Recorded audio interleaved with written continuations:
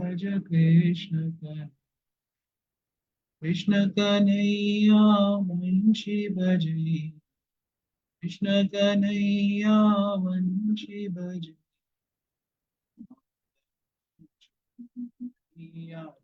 भज कृष्ण पार करेंगे नैया रे भज कृष्ण कृष्ण कन्हैया गिरिवर उठे कृष्ण कन्हैया गिरिवर उठे कृष्ण कन्हैया रास रचे कृष्ण कन्हैया रास रचे नैया रे भज कृष्ण पार करेंगे नैया रे भज कृष्ण मित्र सुदामा तंडुल लाए गले लगा प्रभु भोग लगा का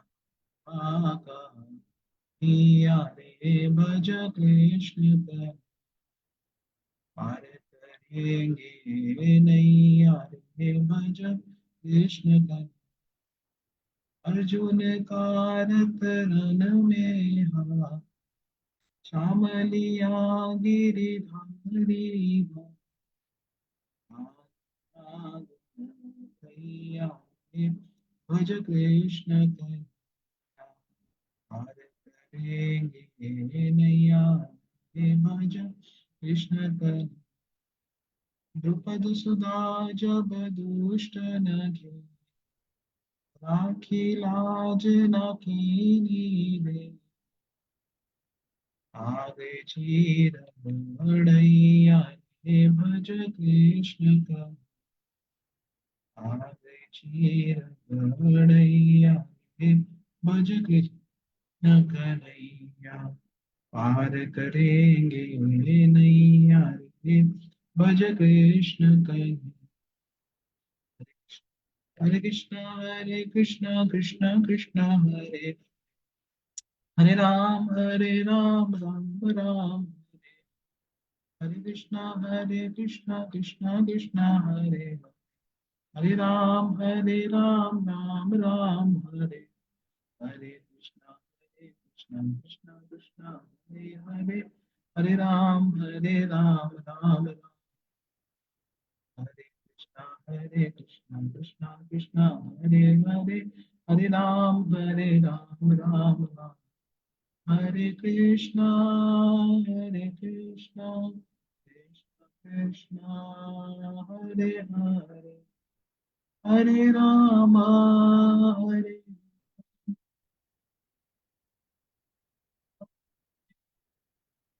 हरि बोल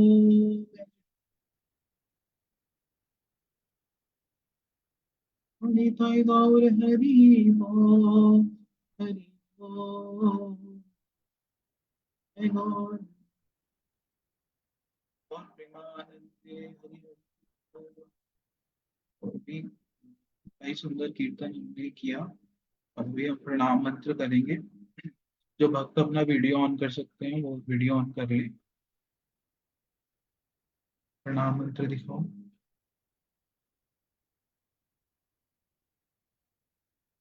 सभी अनम्यूट कर लें।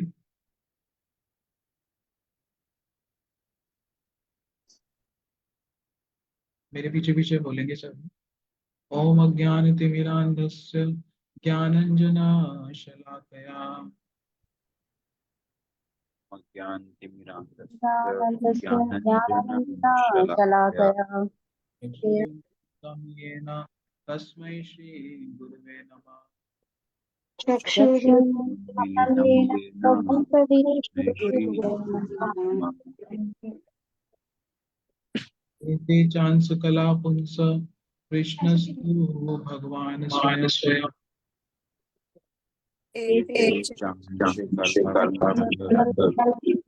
भगवान् इंद्रारी मीडियम इन्द्राणि वाक्यं लोकं युगे सच्चिदानंद विग्रह अनादि ईश्वर परम चिदानंद विग्रह गोविंद सर्व कारण आई थिंक कुछ इशू होता है सोनिया ईश्वर परमा कृष्ण सच्चिदानंद विग्रह ईश्वर परम कृष्ण सच्चिदानंद विग्रह अनादिरादिर गोविंद सर्व कारणम अनादिरादि गोविंद सर्व कारण रामादिमूर्तिषु कलानियमेन तिष्ठः रामादिमूर्तिषु कलान्यं नानावतारं करोति नाना एक मिनट मेरे को बोलना है नानावतारं करोति भुवनेषु किंतु नाना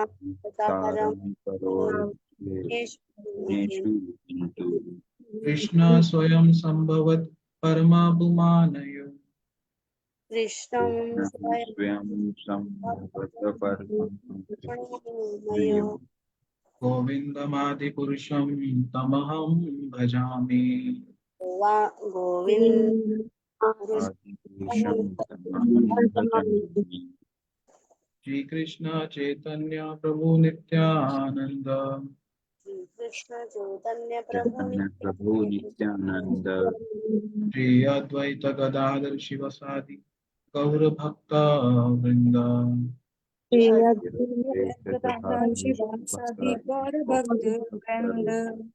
हरे कृष्णा कृष्ण कृष्ण हरे हरे हरे राम राम राम हरे हरे हरे कृष्णा कृष्ण कृष्ण हरे हरे राम राम राम हरे हरे।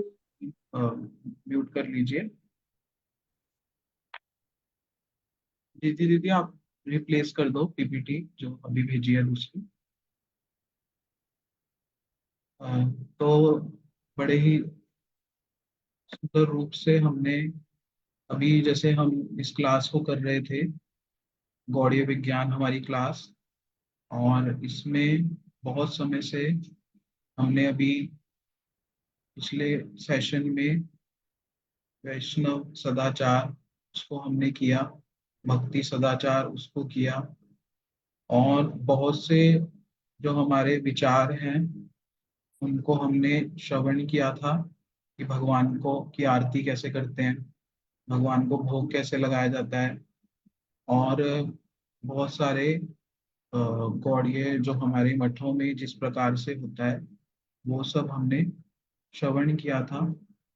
तो अभी जैसे पिछले साल हमने बीच में जो था कि कुछ हमारी सेवाएं थी मठों में अम्बाला में भी और गुरुदेव भी आए तो बहुत सी सेवा थी जिस वजह से हम क्लास को नहीं कर पा रहे थे। तो अभी हम फिर से क्लास को कर रहे हैं जहाँ पर हम लोग कृष्ण लीला को श्रवण करेंगे कि जो भगवान की दशम स्कंद में बड़ी सुंदर मधुर मधुर लीला है उन सभी तत्वों को विचारों को हम सभी अब श्रवण करेंगे। तो अभी हमसे भक्त जुड़ गए हैं बहुत से और इसी तरह से आप रेगुलर क्लास को अटेंड करना जैसे हमने बड़े अच्छे से स्टेप बाय स्टेप बहुत से विचारों को श्रवण किया था उसी प्रकार से अभी हम जैसे जन्माष्टमी भी आ रही है और जन्माष्टमी जो है भगवान की जन्म तिथि है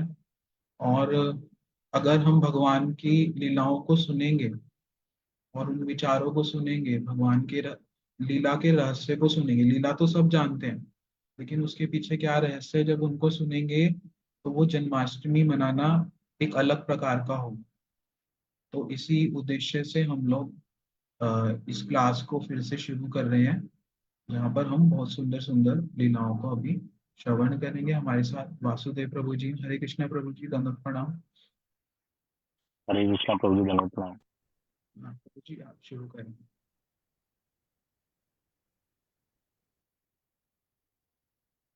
सर्वप्रथम मैं अपने गुरुपाद पद्म ओम विष्णुपाद अष्टोत्तर शत श्री श्रीमद भक्ति वेदांत सिद्धांति गोस्वामी महाराज जी के श्री चरण कमलों में कोटि कोटि दंडवत प्रणाम करता हूँ। तदुपरांत शिक्षा गुरुदेव श्रीपाद माधव प्रिय प्रभु जी के श्री चरणों में मेरा प्रणाम। गुरु परंपरा के श्री चरण कमलों में मेरा कोटि कोटि दंडवत प्रणाम और आप सभी उपस्थित वैष्णवों के श्री चरणों में मेरा यथा योग्य प्रणाम। हरे कृष्ण।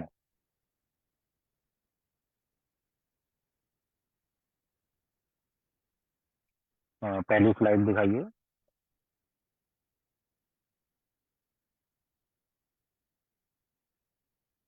सभी भक्तों को हरे कृष्णा। अभी आज से हम गौड़ीय विज्ञान की क्लास में श्री कृष्ण लीला तत्व पे सुनेंगे। भगवान कृष्ण की जो भागवत में लीलाएं बताई हैं दसम स्कंद में 10th कैंटो में, उन लीलाओं को हम क्रम अनुसार स्टेप वाइज पढ़ने का सुनने का प्रयास करेंगे। भागवत ग्रंथ शिला वेद व्यास जी द्वारा लिखा हुआ है और विशेषकर परीक्षित महाराज जी और श्री सुखदेव गोस्वामी जी इस कथाओं को सुनाते हैं। उन्हीं बातों को भागवत जी में वर्णन किया गया है। हम लोग बार बार सुन चुके हैं कि भागवत जी में 12 स्कंद हैं और भागवत जी को भगवान का स्वरूप माना जाता है, कृष्ण भगवान का। जैसा कि भगवान के जो 2 चरण कमल हैं वो पहले 2 स्कंद को रिप्रेजेंट करते हैं। 3rd और 4th स्कंद भगवान की 2 जंघाओं को, भगवान का जो नाभि कमल है वो 5म स्कंद, भगवान का जो वक्ष स्थल है वो 6th स्कंद को रिप्रेजेंट करता है। 7th और 8th भगवान की 2 भुजाएं, 9th भगवान का ग्रीवा गर्दन और 10th स्कंद 10th कैंटो भगवान का मुखारविंद, प्रफुल्लित मुखारविंद। फिर 11th भगवान का ललाट मतलब माथा और 12th भगवान का सिर। इस प्रकार से भागवत जी भगवान से अभिन्न है कि कृष्ण भगवान का ही स्वरूप है और भागवत में 12 स्कंद हैं। और विशेषकर जो 10th स्कंद 10th कैंटो है वो भगवान का मुखमंडल जो है वो मुख्य उसमें विशेष रूप से जिसमें भगवान कृष्ण की लीलाओं का वर्णन हुआ। और स्कंदों में पहले से लेकर 9 तक 11वें और 12वें में, 10th को अगर हटा दें तो भगवान के अन्य अन्य अवतारों की लीलाएं हैं उसमें।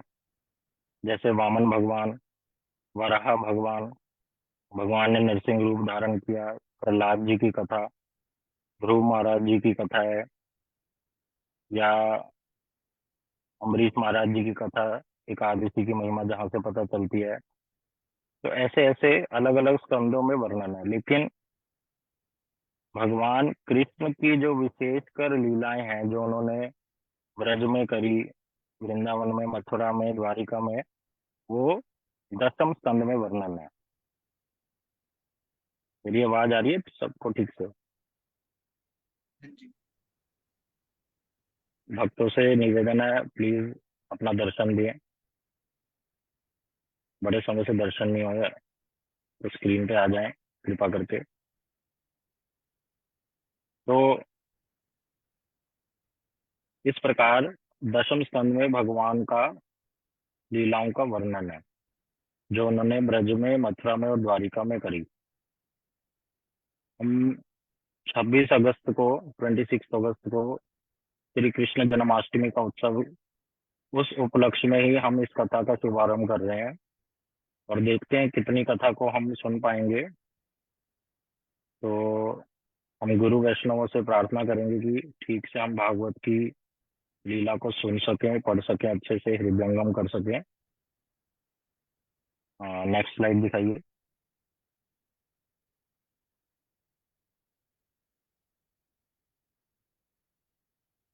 जो भगवान कृष्ण की लीलाएं हैं वो 3 प्रकार की होती हैं।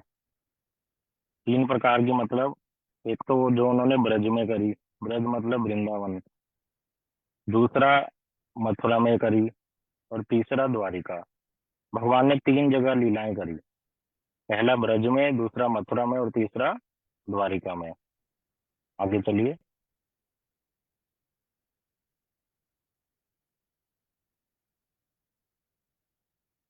तो जो दशम स्कंद हम शुरू करने जा रहे हैं उसमें पता होना चाहिए क्या क्या है।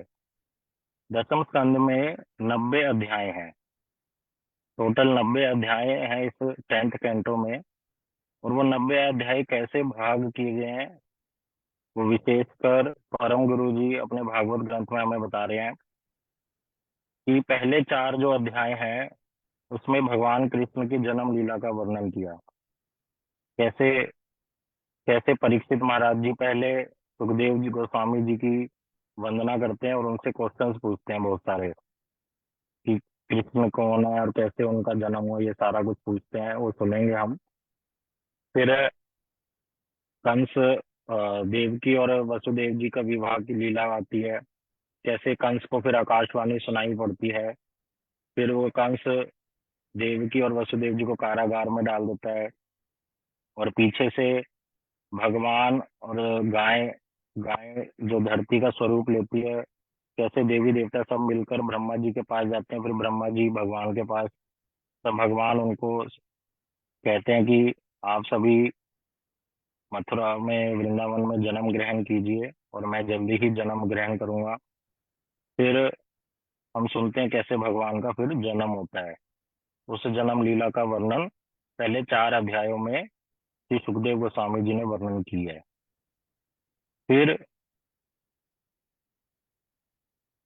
ये मैंने जैसे भेजा था वैसे नहीं है ये,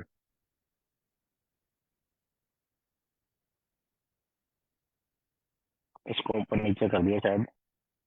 वो कोई बात नहीं, मैं मेरे पास नोट्स है, मैं उसमें से बोलता हूँ।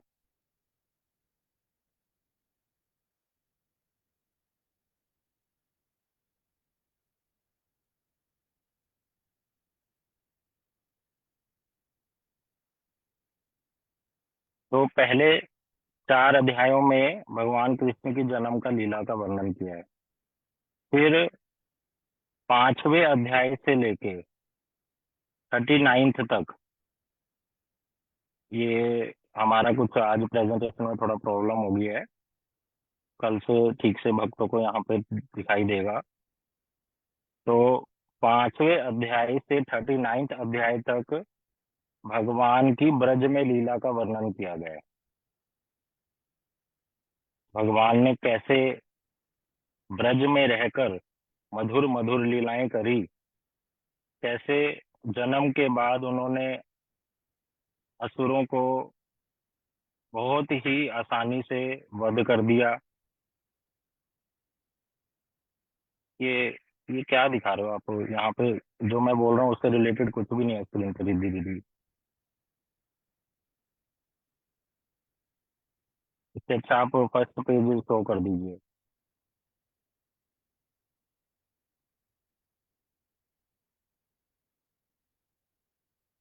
तो मैं कह रहा हूँ कि 5th अध्याय से लेके 39th अध्याय तक भगवान की ब्रज की लीलाओं का वर्णन किया है। कैसे कृष्ण अपने सखाओं के साथ और बलदेव प्रभु जी जो उनके बड़े भाई हैं उनके साथ छोटी सी आयु में गौचारण करने के लिए जाते हैं बछड़ों का। पहले भगवान ने बछड़ों को चराना शुरू किया, फिर थोड़ा थोड़ा जब बड़े हुए तब गायों को चराना शुरू किया। और गायें भी कितनी, जिनकी गिनती ही नहीं हो सकती, 9 लाख गैया। जब हम ब्रज में गोकुल में दर्शन करने जाते हैं तो वहां पे नंद भवन है जहां पर बलदेव प्रभु और कृष्ण का जन्म हुआ। और वहीं पर पास में बहुत बड़ी गौशाला है जहां पर नंद बाबा की 9 लाख गैया रहती थी, बछड़े भी रहते थे। तो ये सारी लीला 5वें से लेके 39 अध्याय तक वर्णन करी। उसी में वर्णन ये भी आया कैसे भगवान ने पूतना का वध कर दिया था और कैसे तृणाव्रत, चकटासुर, ऐसे बहुत से असुर जो आए उनका वध अनायास ही कर दिया खेल खेल में, जो कंस के द्वारा भेजे गए थे। फिर आगे वर्णन भगवान की अपनी यशोदा मैया, रोहिणी मैया, नंद बाबा के साथ कैसे बालक की तरह लीला करते, जैसे एक चंचल बालक होता है उस प्रकार की मधुर मधुर लीला करते। कभी यशोदा जी के आगे उनकी बात नहीं मानते तो यशोदा जी छड़ी उठा लेती और कृष्ण को डराती, उनको एक माँ की तरह कि मेरा बच्चा बड़े होकर बिगड़ ना जाए। तो माता क्या करती, अपने पुत्र को शासन करती, कृष्ण को शासन कर दी। और उस शासन के कारण कृष्ण की दोनों आंखों से आंसू आ जाते और उनके आंखों में जो काजल लगा वो सारा बह जाता। कैसे रोहिणी मैया कृष्ण को गोद में लेकर उनको अपना दुग्ध पान कराती, कभी यशोदा जी कराती। कृष्ण का, बलदेव जी का कैसे गौशाला में, नंद भवन में गौशाला में गर्गाचार्य जी जब आए तो उनका नामकरण हुआ, उनका नाम रखा गया। कैसे कृष्ण को जब नंद बाबा कहते हे कन्हैया जाओ मेरी पादुकाएं ले आओ, चरण पादुकाएं, तो कृष्ण छोटे से बालक, तो जब चरण पादुका को लेने जाते तो एक पादुका जब उठा लेते तो जब दूसरे का उठाने का प्रयास करते तो पहले गिर जाती, फिर जब दूसरी उठाने लगते तो पहले गिर जाती। तो इस प्रकार से बड़े ही परिश्रम करके नंद बाबा की चरण पादुकाओं को उनके पास लेकर आते। फिर कैसे नंद बाबा कृष्ण को प्रेम करते, उनके केशों को सूंघते, उनको लाड करते, प्यार दिखाते। कैसे दामोदर लीला हुई, कैसे गोवर्धन को धारण किया, कैसे कालिया नाग के ऊपर नाचे। तो ये सारी जो मधुर लीलाएं हैं जो एक भक्त को आनंद प्रदान करती है और उसको आकर्षित करती है अपने ओर, तो भगवान ने एक नरवत, एक नर मनुष्य की तरह इन लीलाओं को करके दिखाया अपने परिकरों के साथ, पार्षदों के साथ। ये सारा वर्णन 5th अध्याय से, 5वें अध्याय से लेके 39th 39वें अध्याय तक ब्रज की लीला का वर्णन हुआ। फिर आगे हमने अभी सुना था कि 90 अध्याय हैं, 39 तक हमें पता चल गया।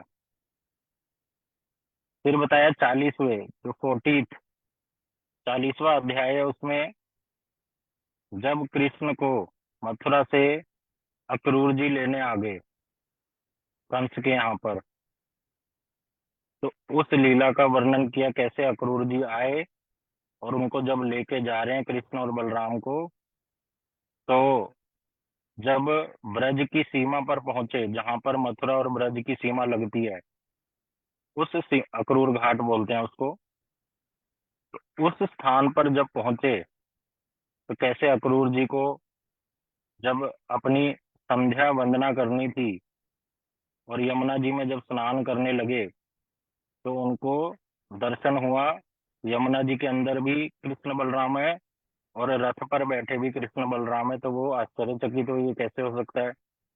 तब वहां पर भगवान कृष्ण ने अपनी लीला के माध्यम से दिखाया कि मैं जो नंद नंदन अर्थात नंद बाबा का पुत्र और यशोदा नंदन, यशोदा जी का जो पुत्र हूँ, और जो रोहिणी नंदन, रोहिणी जी के पुत्र बलराम जी हैं, वो इस सीमा से आगे नहीं जाते।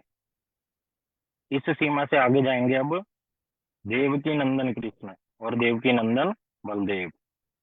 तो उस तत्व को वहां प्रकाशित किया 40वें अध्याय में।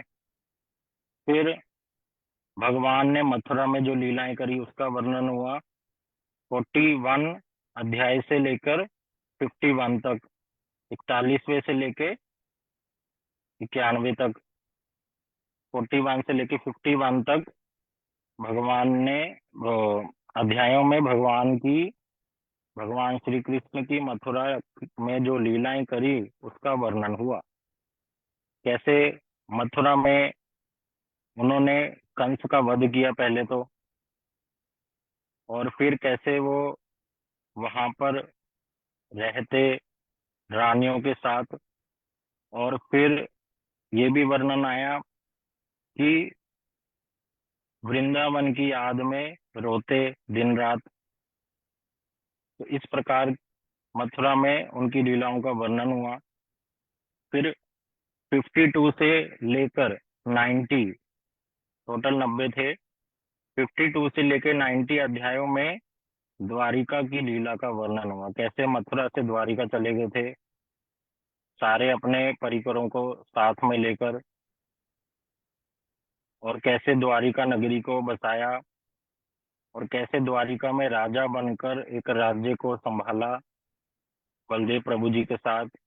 कैसे रुक्मिणी जी का हरण किया, सत्यभामा जी के साथ कैसे विवाह हुआ, 16,108 रानियों के साथ कैसे विवाह हुआ। ये सारी लीलाओं का वर्णन 52 से लेकर 90 अध्यायों तक हुआ। और फिर लास्ट में वर्णन आया कैसे कृष्ण अपने धाम को चले गए, अंतर्ध्यान लीला कैसे करी उन्होंने लास्ट वाली।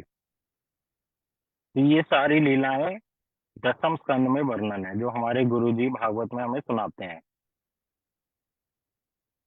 तो अगर संभव हो भक्तों को ये ग्रंथ को पढ़कर, भागवत जी को पढ़कर इन लीलाओं को पढ़ सकते हैं, और अच्छा है।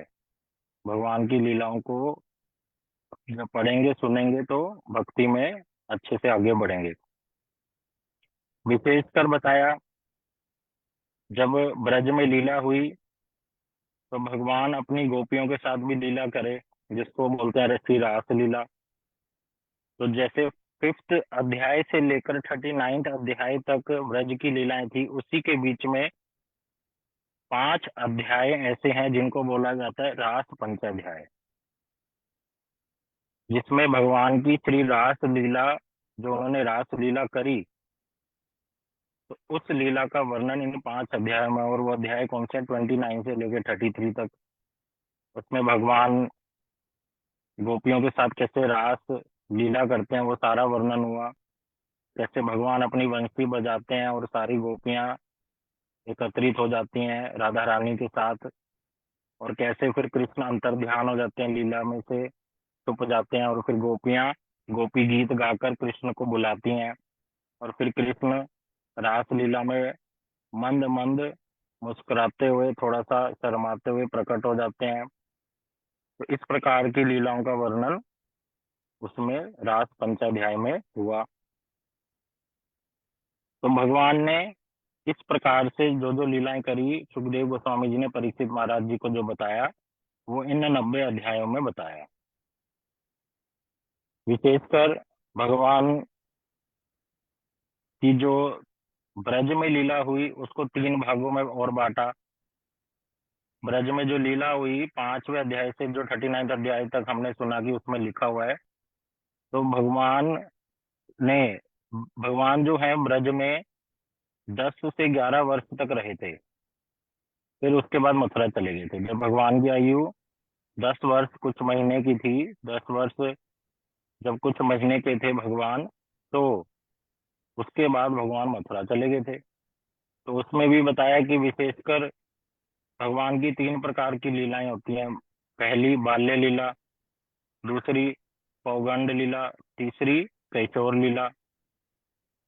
कि कैसे बाल्य लीला जो 6ठे अध्याय से 14वें 6 से लेकर 14 तक भगवान की बाल्य लीला का वर्णन हुआ। कैसे भगवान अपने सखाओं के साथ खेलते हैं, और नंद भवन में जो आंगन है वहां पे कैसे घुटनों के बल चलते हैं, कैसे उनका नामकरण हुआ, और गोपियां कैसे 2 दल बना लेती हैं, और एक दल में कृष्ण होते हैं, एक में बलदेव, दोनों आपस में फिर मल्लयुद्ध लड़ाई करते हैं। और कैसे कृष्ण कभी मोर बन के उनकी नकल उतारते हैं, कभी बंदर की, कभी गाय की बछड़े की पूंछ पकड़ लेते हैं, कभी मोर के ऊपर बैठ जाते हैं, कभी जो आंगन में बैठा कूदता है उसके ऊपर बैठ जाते हैं। ये सारी बाल्य लीला, पूतना का वध हुआ, सक्टासुर का, ये सारी लीलाएं ये बाल्य लीला के अंतर्गत आती हैं।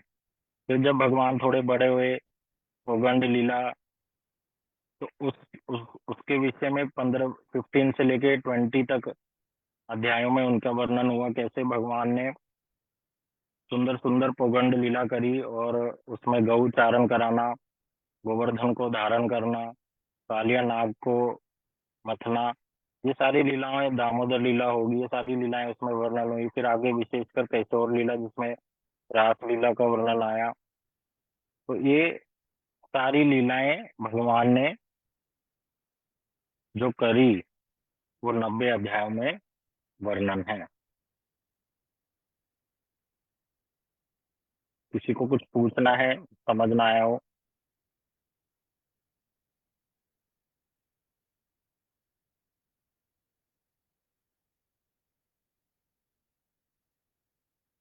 हरे कृष्णा प्रभु जी। हरे कृष्ण जी।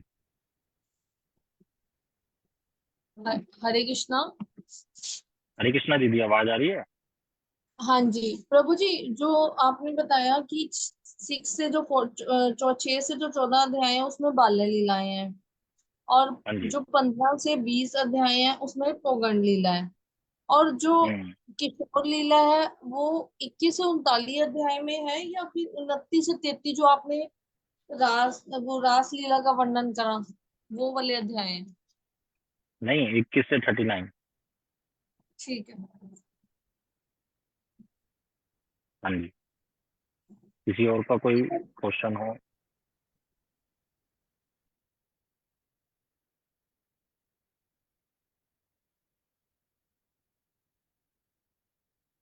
सारे भक्त छुप के बैठे हैं। बस विष्णु प्रभु और 2-4 माताओं की वीडियो ऑन है।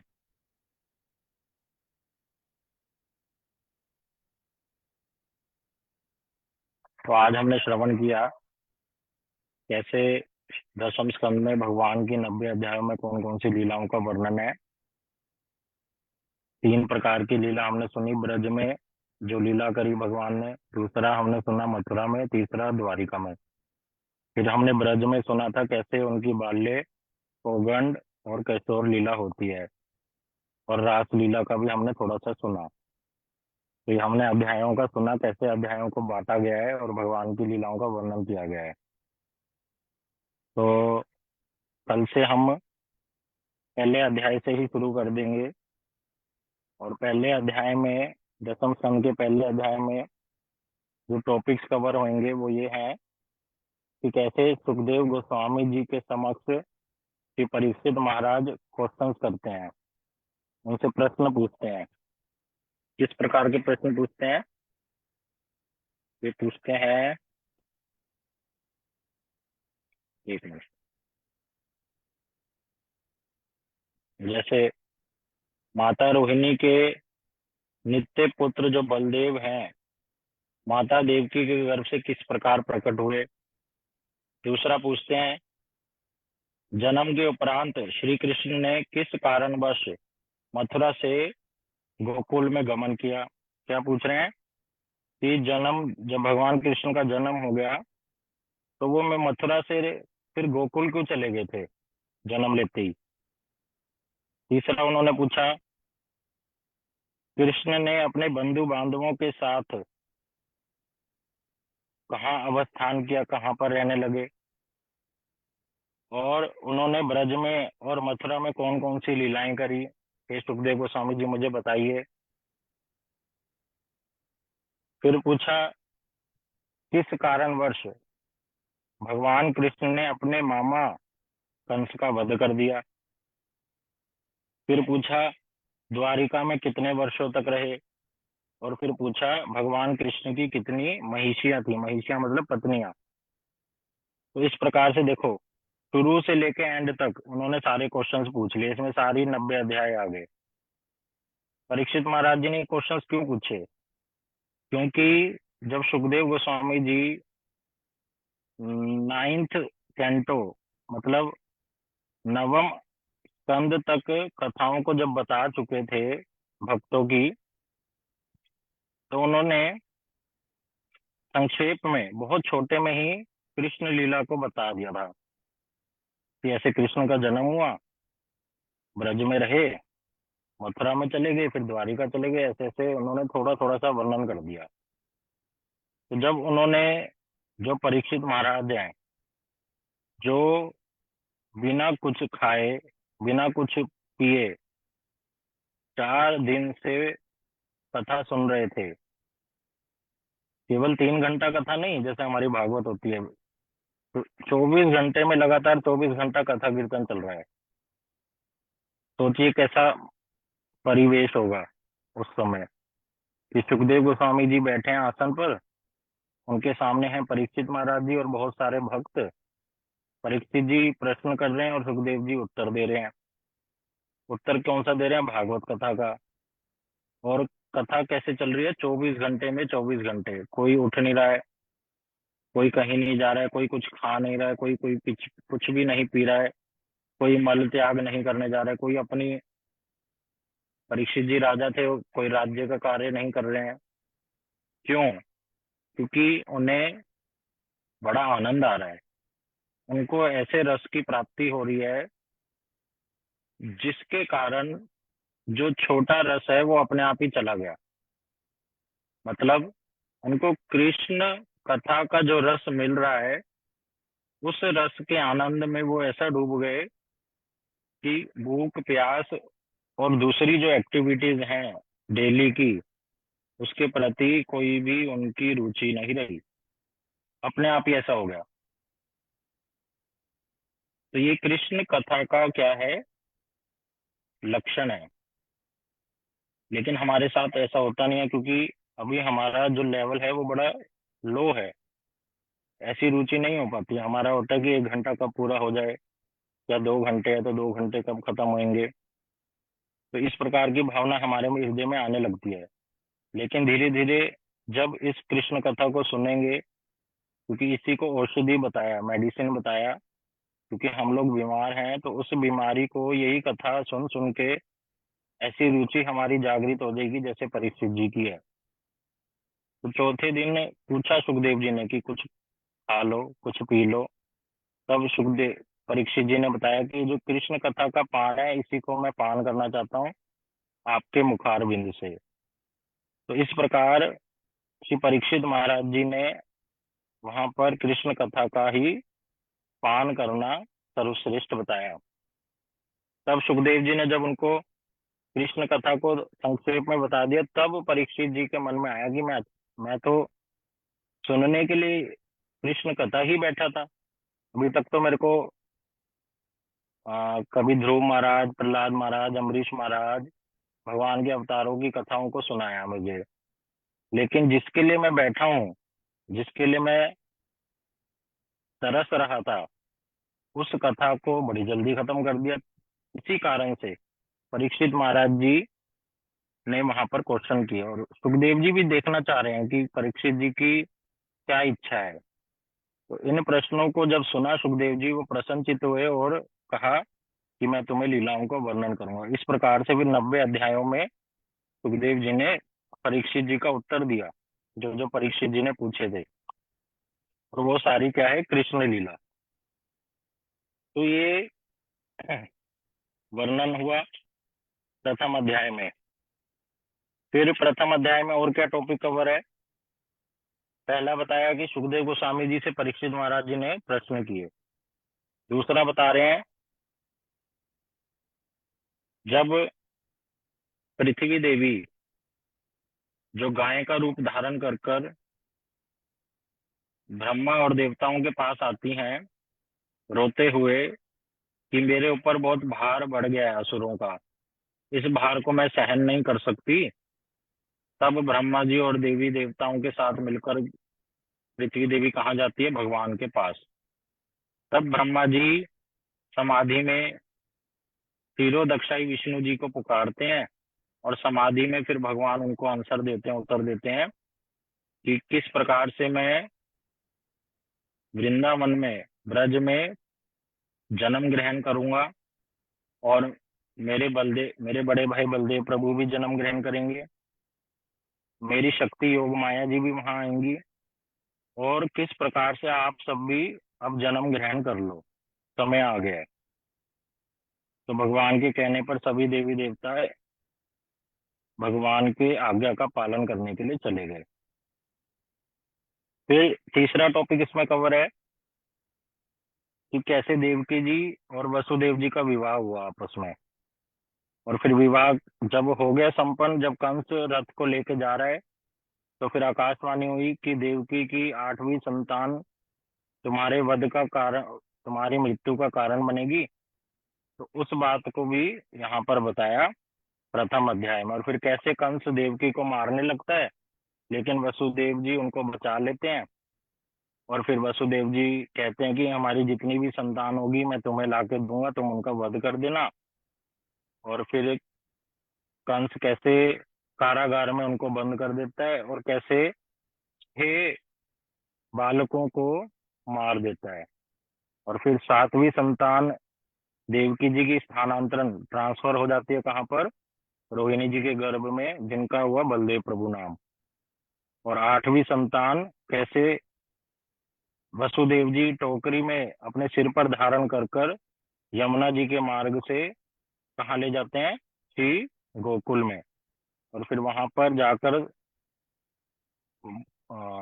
जो यशोदा जी के यहाँ पर 2 जुड़वा संतान हुई थी, एक बालक और एक बालिका का जन्म हुआ, उस बालिका को लेकर वापिस कहाँ पर आ जाते हैं, कारागार में। तो ये सारा भी इसी में वर्णन हुआ। तो इस इसको हम कल से श्रवण करना शुरू करेंगे। आज ये थोड़ा बहुत तो हमने समझा क्या क्या दशम स्कंद में है, हमें पता होना चाहिए थोड़ा थोड़ा। नितिन प्रभु आप कुछ कहिए। देखना हमारे साथ मौलाना कॉलेज से कुछ बच्चे भी जुड़े हैं, अभिषेक, पावन और किशन। तो हो सकता है आपके लिए कुछ चीजें बिल्कुल नहीं हो, लेकिन धीरे धीरे आप जब सुनेंगे, क्लास को रेगुलर अटेंड करोगे, तो धीरे धीरे समझ आने लगेंगी चीजें। मैं थोड़ा सा बता देता हूँ कि हम सब जानते हैं भगवत गीता, भगवान ने अर्जुन जी को कही। तो एक है भगवत गीता और एक है भागवत। भागवत कौन क्या है? तो परीक्षित महाराज जी और सुखदेव गोस्वामी जी, उनके बीच की कन्वर्सेशन। ठीक है, मैं एक वॉइस नोट तुम्हें भेज दूंगा, उसमें थोड़ा और डिटेल में बता दूंगा भागवत और भगवत गीता में क्या फर्क है। तो भगवत जो भागवत है उसमें 12 स्कंद है और हर स्कंद में चैप्टर्स हैं। हर स्कंद में जो चैप्टर्स हैं उनमें अलग अलग कथाएं हैं भगवान की, भगवान के भक्तों की। और जो दशम स्कंद है उसके अंदर जो है भगवान की जन्म लीला, भगवान ने जो जो लीला हम सुनते हैं, भगवान ने गोवर्धन जी को धारण किया, भगवान ने माखन चोरी करी, ये सब जो लीला है वो सब दशम स्कंद में आती है। तो और भी बहुत सारी कथाएं हैं, जैसे प्रहलाद जी की कथा भागवत जी में है, और भी बहुत सारी कथाएं हैं।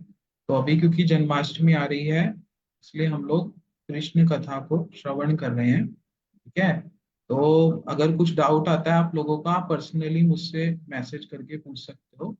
ठीक है, लेकिन क्लास को डेली अटेंड करना है। जब सुनोगे धीरे धीरे तो समझ आएगा। ठीक है, पवन, अभिषेक, है ना?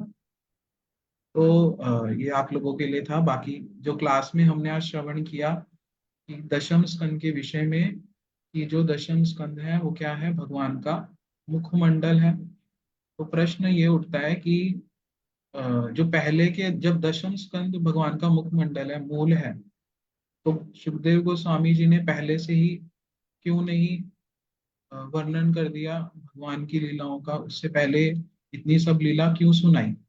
हम सबको पता होना चाहिए। कहा जाता है कि, जैसे उदाहरण दिया जाता है कि मिष्ठान, कोई मीठी वस्तु है, उसका आस्वादन कोई व्यक्ति तब कर सकता है जब उसे पता हो कि इसके अपोजिट भी कुछ है, या इसके अलावा भी इसकी विशेषता क्या है। जब उसकी विशेषता कैसे उजागर होती है, स्टेप बाय स्टेप जब हम उसको जानते हैं, गुणों को जानते हैं। वैसे ही जो भगवान का जो मधुर लीलाएं हैं, उसकी जो स्पेशलिटी है उसको कैसे समझा जा सकता है, स्टेप बाय स्टेप। तो जो भागवतम है उसकी रचना इसी प्रकार से की गई है कि सब लोग पहले ठीक रूप से जान ले कि भक्ति होती क्या है, भक्त कौन होते हैं, भक्त भगवान से कैसी प्रार्थना करते हैं, भगवान कितने करुणामय हैं, वात्सल्यमय हैं। और फिर जाकर के जब दशम स्कंद को श्रवण किया जाता है तो वो क्या हो जाता है, अपने आप से हृदयंगम हो जाता है, ऐसा हमारे परम गुरु जी बोलते हैं। तो अच्छी बात है, हमें भागवत जैसे प्रभु जी बता रहे थे, भागवत हमको अवश्य पढ़ना चाहिए। क्यों पढ़ना चाहिए? क्योंकि हमारे श्री चैतन्य महाप्रभु ने कहा, भागवत प्रमाण अमलम, श्रीमद् भागवतम प्रमाण अमलम, कि जो श्रीमद् भागवत में जो भी वस्तु लिखी वो क्या है, सारे शास्त्रों का प्रमाण स्वरूप है। उसमें सब चीजों का आंसर है। भागवत एक ऐसा ग्रंथ है, कोई सामान्य ग्रंथ नहीं है। इसमें सारे के सारे क्वेश्चन, जितने क्वेश्चन हो सकते हैं, जितने प्रश्न हो सकते हैं, उन सब का क्या है, उसमें उत्तर है। तो इसीलिए बहुत ही, अगर किसी ने भागवत जी का अध्ययन कर लिया, भागवत जी के विचारों को ग्रहण कर लिया, तो उसने सारे सिद्धांत को समझ लिया। तो इसलिए हमने जो शुरू किया, बहुत कोशिश करेंगे, बहुत सरल करके इसको बताने की कोशिश करेंगे। जो जैसे कुछ वर्ड्स होते हैं हिंदी के, है ना, कुछ समझ नहीं आते वो, या मतलब फिर हमारा इंटरेस्ट नहीं बन पाता, तो हम कोशिश करेंगे बिल्कुल सरल करके कृष्ण लीला को समझे। तो कृष्ण लीला कोई स्टोरी नहीं है। जैसे बहुत से लोग क्या करते हैं, जैसे यूट्यूब पे लगाएं कृष्ण लीला तो स्टोरी की तरह दिखाते हैं। उस हर भगवान की हर क्रिया के पीछे कुछ रहस्य है। भगवान ने माखन चोरी करी, भगवान ने गिरिराज जी को धारण किया, भगवान ने असुरों को मारा। ये कोई सामान्य चीजें नहीं है, ये कोई प्ले नहीं है। हाँ, ये कोई भगवान ऐसे ही कुछ वो नहीं कर रहे मजाक के लिए, इसके पीछे बहुत रहस्य हैं, एक रहस्य नहीं है। हमारे आचार्यों ने भगवान के आने के ही, जैसे हम सुनते हैं कि जो, जैसे हम जब सुनते हैं कि जो कंस है, जो वो देवकी जी को लेकर के जा रहा है, तो उस समय आकाशवाणी हुई। तो हमारे परम गुरु जी ने उसके इतने इतने इतने कारण बतलाए कि वो आकाशवाणी क्यों हुई, है ना, उसका क्या कारण था। एक कारण नहीं, बहुत से कारण। तो ये तो एक छोटी सी बात है, ऐसे भगवान की जितनी भी लीला दशम स्कंद में है, उसके पीछे बहुत रहस्य है, बहुत कुछ। तो इसलिए अगर कृष्ण जन्माष्टमी हमारी मनानी आज से शुरू होगी, ठीक है, कृष्ण जन्माष्टमी है तो अभी तो है समय, लेकिन आज से हमारी जन्माष्टमी मनानी शुरू हो गई, क्योंकि आज से हमने भगवान के उन रहस्यों को श्रवण करना शुरू कर दिया है। यदि इसको डेली सुनेंगे तो अपने आप से हृदय में भगवान के लिए विशेष भावना आएगी। किसी का कुछ प्रश्न है तो आप पूछ सकते हैं।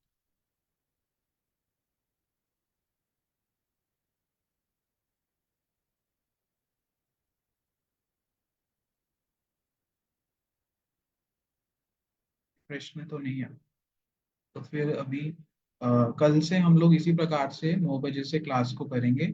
आप सभी समय से आए। तो पहले कीर्तन जैसे होता है, कीर्तन होगा, फिर प्रणाम मंत्र, फिर कथा जैसे हम करते हैं। तो अभी वासुदेव प्रभु रखते हैं, फिर क्लास। ठीक है, तो अभी क्लास को ही रखते हैं। हरे कृष्णा सभी भक्तों को।